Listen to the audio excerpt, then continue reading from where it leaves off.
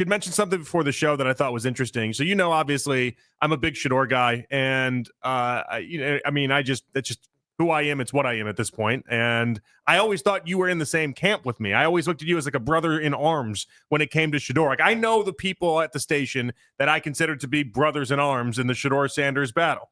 Earl's one of them. Spencer's one of them. You're one of them.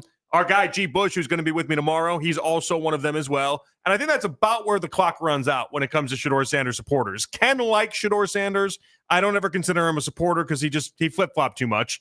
I think Anthony's all right with Shedeur, but I would never say he's a Shedeur supporter. Nick wants to be one if it goes well, but if it doesn't go well, I think we all know where that's going as well. And then Baskin and Phelps, actually, I don't know where they stand on that. I'm very, very lost on where they stand on that one. Today I saw a clip about them talking about Dylan Gabriel being the starter in week 1. So they're just on an island right now. They're to be determined. But I thought you were one person with me, and now you're telling me before the show maybe you're not. Yeah, so, and I was. I mean, you're absolutely correct. I think that very interesting. We actually took that claim the exact same day. Like, I walked in, I was doing the night show when we were doing the offseason stuff, and I was like, I think today's the day I make a claim for Shedeur. I come in, I'm listening to your show, and you made a claim for Shedeur. I was like, wow, that's actually something. It wasn't a piggyback. I walked in with it. The first time, like January 4th? Is that what you're talking about? Yeah, I think it was right around that. Okay, all right. So you were there early. Okay. Yeah, it was the first day. I was like, all right, I'm ready to make a claim. Like, I went back by and the watched way, it. it's like it shouldn't be a shock to people that it's like, oh, wow, why did we choose random January 4th? It's like, well, all the games were done being played. What more information did I need at that point about his playing abilities? Now, yeah, obviously there's more things that can come out for how the NFL views him, sure. But my knowledge and what I perceive Shedeur Sanders to be, the hay's in the barn at that point. Like, we do 4 months worth of draft coverage, and rightfully so. A lot of that, though, is trying to figure out how the NFL views this player and the jockeying for a position attached to it. Not much should really be about whether or not you think the quarterback could play. Like, if you've done your homework, you know on January 4th whether or not Shedeur Sanders can play football. Yeah, so I was all in, fully Shedeur. I did my Browns quarterback big board. He was number 1 the entire time. Did not change. He was ahead of everybody for who I wanted the Browns to have. That's right, the big board. Yeah, I forgot about the big board. Yeah, you were a big supporter the entire time, even as it was waffling, and it felt like, Cam Ward was clearly above Shedeur Sanders in everyone's mocks at a certain point, and you kept on the big board with Shedeur at the top. All right, so we appreciated that. Now, how have you soured? Because just like in January, they haven't played any football games. Yeah, so the thing for me is I don't know that I'm not like off the Shedeur train where I'm like, I'm not supporting. This isn't the speeding ticket, by the way. No, it's like maybe like 0.5, 2%, somewhere in that range of like, hey, the speeding ticket. I think it bothered me more than it bothered you and Nick at the time. Didn't bother me in the slightest bit. Yeah, like young kids go fast in cars. It happens. Yeah, and I was mostly in the same approach. But I'm like, you know who you are. Like, I also don't look at it as some big referendum of that being your decision-making process. No. I'm a very responsible adult. I drive like an extremely let's just say somebody that doesn't drive very fast, okay? Like, I don't go over the speed limit. I haven't had a ticket in 15 years, but I did have a ticket 15 years ago, and it was going pretty fast, okay? And, like, maybe that was my wake-up call. But, like, I've always been a responsible adult. I've always done very responsible decision-making.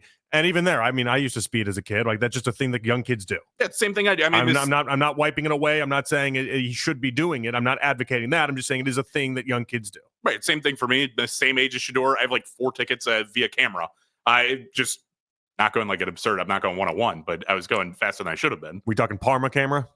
I don't think it was a Parma camera. I think it was like 2 or 3 different cameras. That camera gets everybody. I hate that camera. All right, go ahead. But just to the point right now where, like, everything that we've watched, everything that we've seen, it's like there's so much national media attention on Shedeur, which we knew was coming, but so much positive of, like, I'm sitting there watching pre-speeding ticket, Colin Cowherd go out there and be like, he looks like he's the best in camp. Right. I'm like, I've talked to 6 different people who were sitting there at the camp who said, no, he was not the best in camp. It was like, hey, he was like comparable to Dylan Gabriel, or maybe it was better this day and, just even with him that day. But Joe Flacco looked the best in camp, or Kenny Pickett looked the best in camp today. It was never far and away. It's always Shedeur. And I think it's gotten to the point where it's, okay, it's this. I'm hearing. Well, so the difference there for myself, and I'll let you finish, I swear. But the difference for myself there was that although Shedeur wasn't day in, day out the very best, I thought Shedeur was the most consistently at the top of everyone's boards when we were talking about who had the best day or who didn't have the best day. The people I check in with that are in Berea, it was constantly, yes, Shedeur looked good. Hey, yeah, maybe Joe Flacco looked better on this day, but Shedeur looked good. And then they'd say, yeah, Kenny Pickett, not great today. or all of a sudden you fast forward and it was a Dylan Gabriel. Oh boy, we've seen some better throws from him. That was not a very sharp day. And I never felt like we had one of those days with Shedeur. I gave Shedeur credit for the consistency attached to his game, which is something that I thought he displayed in college at an extremely high level. And I always think it's something that differentiates yourself from, people that do it at the highest of levels, that consistently, and it's not a boom or bust. It's a day in, day out. We know what we're getting from you. And that's what I liked about Shedeur with the minicamps. Yeah, I mean, I agree. He was consistent in everything that I've heard. I didn't hear that Shedeur had like awful days. It was like he was fine today or he was good today. From everything that's circulating around it, it's like, okay, well, he has a longer ramp up process to learn the playbook, and he might be farther behind than these quarterbacks. And in the Browns' mind, they drafted him as QB4, and in a lot of people's eyes, they're viewing him right now as QB4. It's not like he got up and ran away with the job. I'm not to the point where I'm like, I don't think Shedeur is going to be good. I just think for me, a lot of the hype aspect and me being like, Shedeur is going to be absolutely great this year is kind of fluttered. It's died. Like I've soured on the idea that he could come in and essentially be the Browns savior, at least for this year. Like maybe he shows something to give you enough to go to next year. And I'm completely open to that possibility. I hope that's the case. But I'm kind of out on 2025 being like the year of the Sanders. I don't know how you got here. We haven't really seen him do anything. No, we haven't. It's just weird. I just don't know how you could have liked him in college and liked him in the pre-draft process, and now you're just out. We haven't seen him do anything. But I think it's so much less on Shedeur, the player, on why I've soured. Because I don't think I've soured on him. Is it the Browns' perceived viewpoint of him? I think it's more because I wouldn't let that get in your way. And the only reason why I say that is because, one, I can't trust anything the Browns say anyway. They constantly tell you one thing while meaning something completely different. They never stay with what their word is to begin with anyway. Like right now, they're telling you they love Kenny Pickett.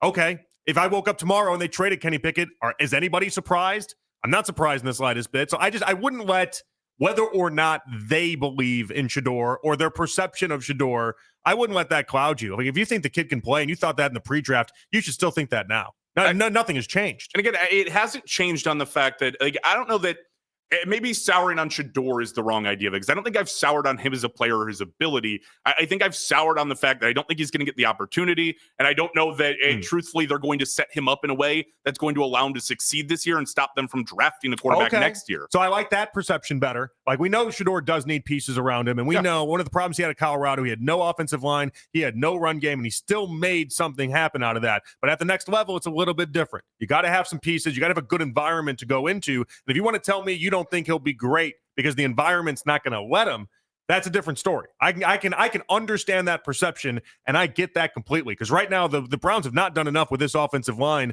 and it's an unproven run game at that. I mean, I like Judkins a lot. I like Sampson a lot, but that's a very unproven room in many ways to suggest that he's going to have the support to be able to just take off. It's really hard as a rookie to be given 8-9 games and just go off to the races, especially in a situation where you don't have many stars. That's what made Jaden Daniels so impressive to me. Jaden Daniels, there's 2 Pro Bowlers on that entire team last year. It's Daniels and it's Scary Terry, and that's it. I mean, that's it. It's not a very strong roster. If you want to tell me that, I can understand that. But I wouldn't let it cloud your judgment completely. Because I think in that scenario, that still tells me you believe in Shedeur Sanders, the quarterback. Yes. You just don't believe in the Browns' handling of Shedeur Sanders. And I think we might have to have an impasse there at some point. And for that, I won't dock you in that regard.